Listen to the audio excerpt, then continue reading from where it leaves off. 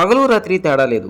సెలవు దినాలతో సంబంధం లేకుండా ఎంతో కాలంగా ట్రాఫిక్ కష్టాలతో ఇబ్బంది పడుతున్నటువంటి విజయవాడ నగరవాసులకు సంక్రాంతి పండుగ రోజు నుంచి విజయవాడ పడమర బైపాస్ రోడ్డు పాక్షికంగా అందుబాటులో రావడంతోనే ప్రస్తుతం ఈ ట్రాఫిక్ కష్టాల నుంచి ఊపిరి పీల్చుకున్నారని చెప్పుకోవాలి. మరి ముఖ్యంగా గుంటూరు జిల్లా కాజా గ్రామం దగ్గర నుంచి చిన్నవుట్పల్లి వరకు ఎలాంటి ఇబ్బందులు లేకుండా గుంటూరు నుంచి హైదరాబాదు, విశాఖపట్నం, అదేవిధంగా ఏలూరు వైపు వెళ్ళేటువంటి అన్ని రకాల వాహనాలు మాత్రం విజయవాడ నగరాన్ని టచ్ చేయకుండానే ప్రశాంతమైన వాతావరణంలో రాకపోకలు కొనసాగించడం పట్ల విజయవాడ నగరవాసులు మాత్రం ఎంతో ఆనందం వ్యక్తం చేస్తున్నారు. మరి ముఖ్యంగా దీని యొక్క ఎఫెక్ట్ అనేటువంటిది అటు తూర్పు చెన్నై కలకత్తా జాతీయ రహదారి కనకదుర్గమ్మ వారి దగ్గర, అదేవిధంగా కృష్ణలంకలో స్పష్టంగా కనిపిస్తుంది అంటున్నారు ఆ ప్రాంతానికి చెందిన ప్రజలు కావచ్చు, వాహనదారులు కావచ్చు.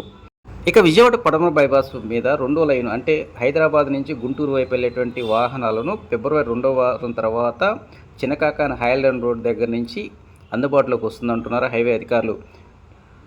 చిన్నకాకాని మురుగన్ హోటల్ వద్ద అన్ని రకాల అనుసంధానం ప్రక్రియ పూర్తి కావడానికి మార్చి తర్వాతే పూర్తయ్యే అవకాశాలు ఎక్కువగా ఉన్నాయి హైవే అధికారులు చెప్తున్నారు. ఈలోపు ట్రాఫిక్ రద్దీని దృష్టిలో పెట్టుకొని హైదరాబాద్ వైపు నుంచి వచ్చేటువంటి అన్ని రకాల భారీ వాహనాలు కావచ్చు, కార్లు కావచ్చు, ఏదైనా సరే చిన్నకాకాని హైలాండ్ రోడ్ అండర్పాస్ దగ్గర నుంచి అటు మంగళగిరి, తెనాల వైపు, అదేవిధంగా గుంటూరు వైపు వెళ్ళేటువంటి వాహనదారులకు అనుమతిస్తామని హైవే అధికారులు తెలియజేశారు.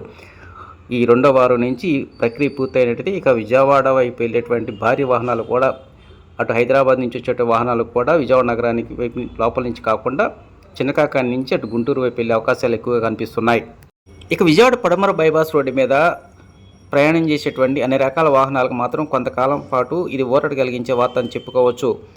చిన్నకాకాని వద్ద ఏదైతే 2 రోడ్ల అనుసంధానం అంటే చెన్నై కలకత్తా జాతీయ రహదారికి అనుసంధానం చేసేటువంటి ప్రక్రియ పూర్తి స్థాయిలో కంప్లీట్ అయ్యేంత వరకు, అంటే అది మార్చి నెల కావచ్చు, లేదంటే ఏప్రిల్ నెల కావచ్చు, అప్పటి వరకు వెంకటపాలెం వద్ద టోల్ ఫీజు వసూలు చేయబోమని అధికారులు చెప్తూ ఉన్నారు. ఇక వెంకటపాలెంలో టోల్గేట్ వద్ద రాష్ట్రంలోని మొట్టమొదటిసారి ఓ వినూత్నమైనటువంటి ప్రాజెక్టుకి అధికారులు శ్రీకారం చుట్టబోతున్నారు. ఇప్పటి వరకు ఏదైనా ఒక టోల్గేట్ వద్ద, ఉదాహరణకి మనం గుంటూరు నుంచి విజయవాడ వెళ్తున్నప్పుడు కాజా టోల్గేట్ వద్ద ఫ్యాక్టాక్ రూపంలో మనం ఫీజు చెల్లించే విషయంలో ఒక 2 సెకండ్లు ఆలస్యమైనా సరే వెనక వైపు నుంచి పెద్ద మొత్తంలో వాహనాలు అయిపోతూ ఉన్నాయి. దీంతో ట్రాఫిక్ రద్దీ ఏర్పడుతుంది. దీన్ని దృష్టిలో పెట్టుకొని హైవే అధికారులు మాత్రం వెంకటపాలెం వద్ద ఈ కొత్త ప్రాజెక్టు శ్రీకారం చుట్టబోతున్నారు. ఎప్పుడైతే ఆ వెహికల్ అనేటువంటిది టోల్గేట్ ఎంటర్ అవుతుందో ఆటోమేటిక్గా శాటిలైట్ ద్వారా మన యొక్క అకౌంట్లో నుంచి అమౌంట్ కట్ అవుతుంది. ఈ పథకాన్ని ముందు వెంకటపాలెం, ఆ తర్వాత కాజా టోల్గేట్ వద్ద ఇంప్లిమెంట్ చేస్తామంటున్నారు అధికారులు.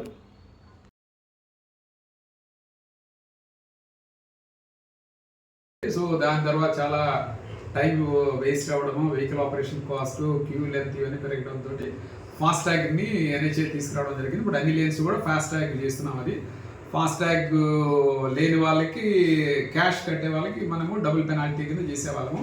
తర్వాత మళ్ళీ యూపీఐ కూడా యూపీఐ అందరూ కూడా యూపీఐ డిజిటల్ పేమెంట్స్ చేస్తున్నారు కాబట్టి యూపీఐ పేమెంట్ చేస్తే సో ఓన్లీ 1.25 టైమ్స్ 100 రూపీస్ అంటే 120 రూపీస్ కట్టాలి. క్యాష్ అయితే 200 కట్టాలి. సో అది ఆల్రెడీ మనము క్యూఆర్ కోడ్స్ కూడా మనం ఇన్స్టాల్ చేయడం జరిగింది టోల్ బూత్ దగ్గర. ఇప్పుడు కొత్త కాన్సెప్ట్ ఏంటంటే బ్యారియర్లెస్. సో బ్యారియర్లెస్ దాన్ని ఏంటంటే multi lane free flow toll plazas పెట్టాలని అనుకుంటున్నాం. దాంట్లో విజయవాడ బైపాస్లో ఫస్ట్ చేయాలని, తర్వాత కాజా ప్లాజా దగ్గర కూడా చేయాలని అనుకుంటున్నాం గవర్నమెంట్ ఆఫ్ ఇండియా. సో ఎమ్మెల్యేలు ఫస్ట్ మనం విజయవాడ బైపాస్లో వెంకటపాలెం దగ్గర రాబోతుంది.